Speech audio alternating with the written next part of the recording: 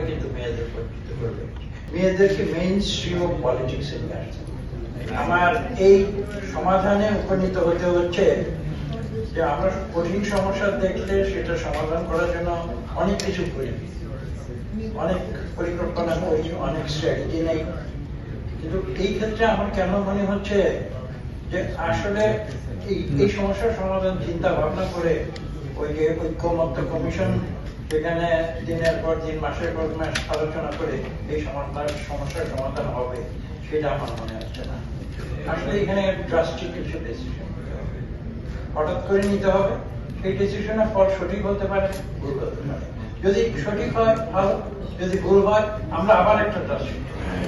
আমি মনে করি আমাদের পুরো অ্যাপ্রোচটা এভাবে পরিবর্তন করলে হয়তো আমরা কিছু সমাধান পেতে পারি। আমি কথা বলেই শুরু করলাম, একটু পেছনে যাবো খুব সংক্ষেপে। আমরা তো মেয়েরা কিভাবে মেম্বার পার্লামেন্ট হবে সেই জন্য আলোচনা করছি।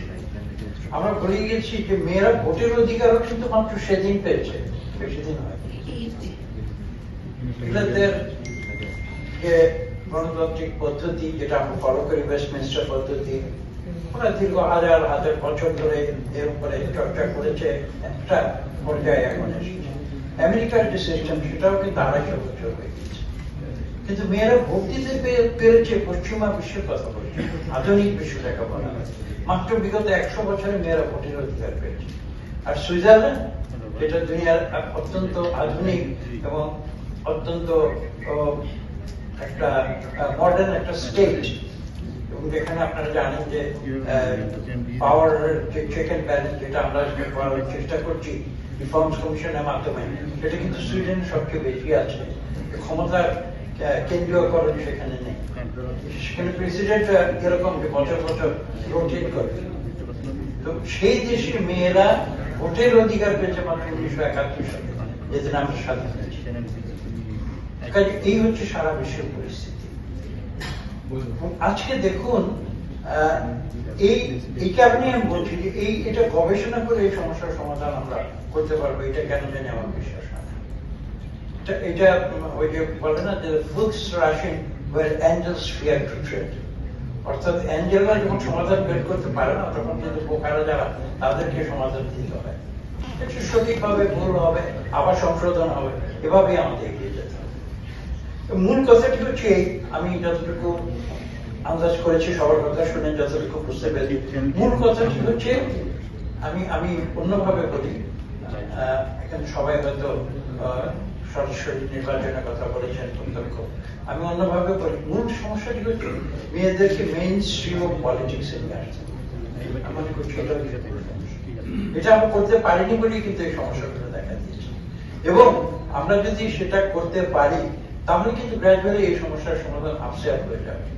যেমন কেন বলছি, আজকে থেকে প্রায় 30 বছর আগে ব্রিটিশ কাউন্সিলে, আপনাদের মনে আছে, সেখানে হয়তো ওই যেখানে ব্রিটিশ কাউন্সিল ছিল, এখন আমি জানি না ঢাকা বিশ্ববিদ্যালয় নীলক্ষেত এলাকায়, সেখানে ব্রিটিশদের সহায়তায় একটা আলোচনা হয়েছিল। আজকে আমরা যে আলোচনাটি করছি, অনেকে বক্তব্য দিয়েছেন আজকে যে এই সমস্যা কিন্তু আমরা অতীতেও অনেক আলোচনা করেছি।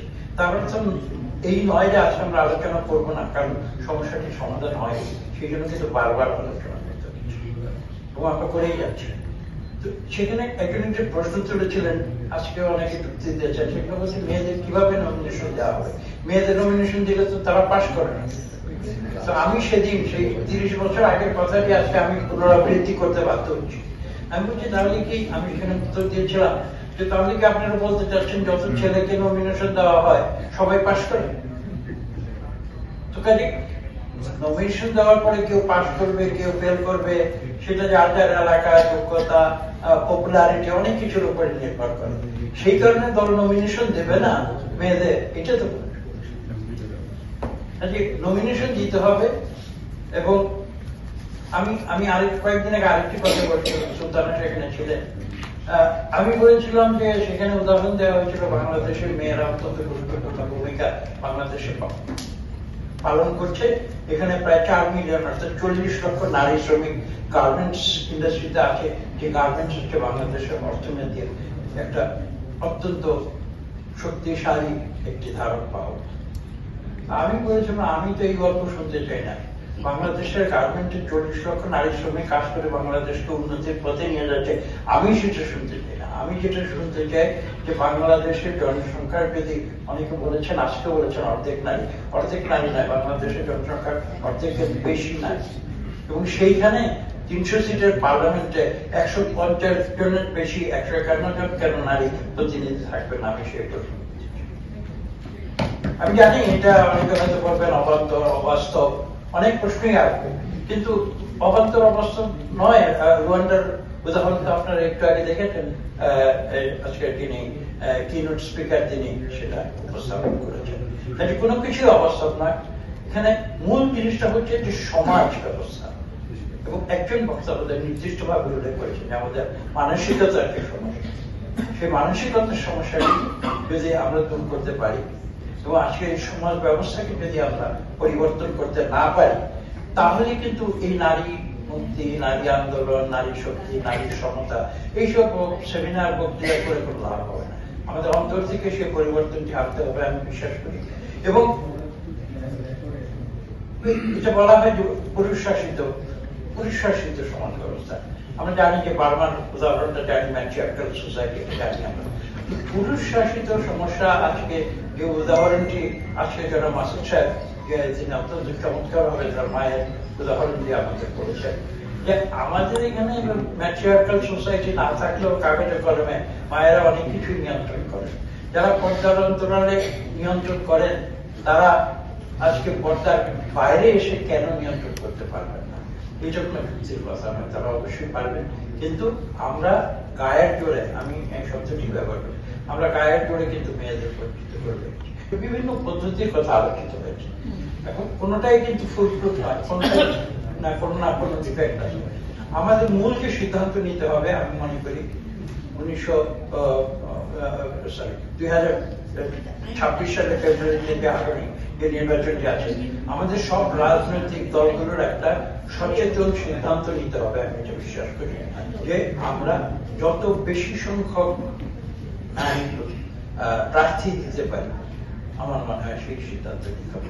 দেখুন, আইন করেও কিন্তু সমাধান হয় না। একটা আইন করা হয়েছিল, লিগাল ফ্রেমওয়ার্ক অর্ডার আমাদের যেটা, বা আরপিও যেটা বলা হয়।